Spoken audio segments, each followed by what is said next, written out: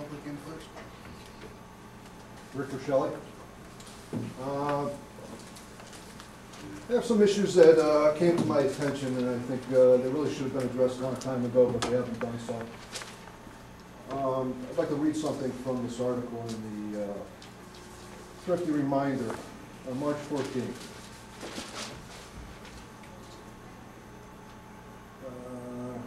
Referring to the Henry Dang accident on Spring Street. Brace cites that the late October 2010 death of 15-year-old Henry Dang after he was struck and killed on his bicycle by an off-duty Windsor police officer as being a good example of why the present detective expectations are not meeting the community's needs. We had a really big problem with detectives not responding after hours, said Brace. No one's detectives responded to Henry Dang's incident, but there was nothing in the contract that would make them. Neil, you remember seeing me there, right? Yes. Okay. There's a copy of the time sheet, just to verify. The problem is not that I wasn't there. The problem is the habitual lying that's been going on by you, Kevin Brace, as a means to ingratiate yourself with the public. Now, that's not the only thing.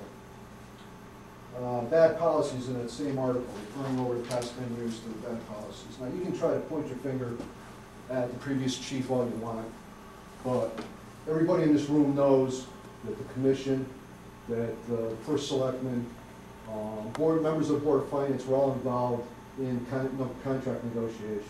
So when you point your finger, as I told you before, at everybody else, you're pointing your finger at everybody else, including the first selectman who did that, because he was involved in contract negotiations. Let's see. An article from the JI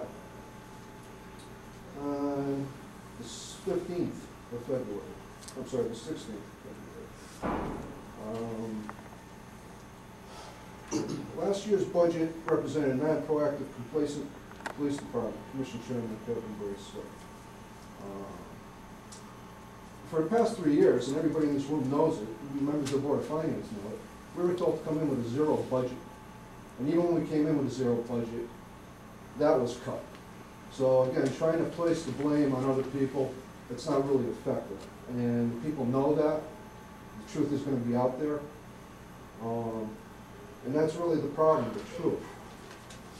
And this has been going on for quite a while.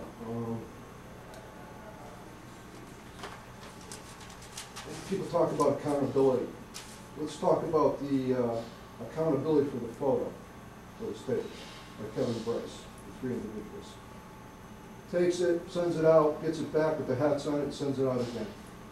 Then he lies to the paper and says he doesn't know why he's being asked about this. He had nothing to do with it. And then he puts liability on the townspeople and the taxpayers by sending an apology on commission letterhead. Okay? And that's an issue for me, because now it puts everybody in this town, all the taxpayers, at stake. Now see, we got a dilemma here. I don't know what you people really think of the ethical standards in town, where you want them set, but I think lying, habitual lying, is an issue and should be addressed. Now, you continue to lie just to ingratiate yourself with the public. Fine, but there's still lies. The right thing for you to do is to step down, because you've brought the ethical standards of the town, the police department, lower than it's ever been before by these lies. And if you don't step down, everybody on this commission should be condemning you for your unethical behavior. And if they don't condemn you for that and ask for your resignation, then they're condoning it. And when they condone that type of behavior is going to set the standards for this town. So now we're stuck in a dilemma. You can either resign this unethical behavior, or you put in these other individuals on the commission on the spot. That's all I have to say.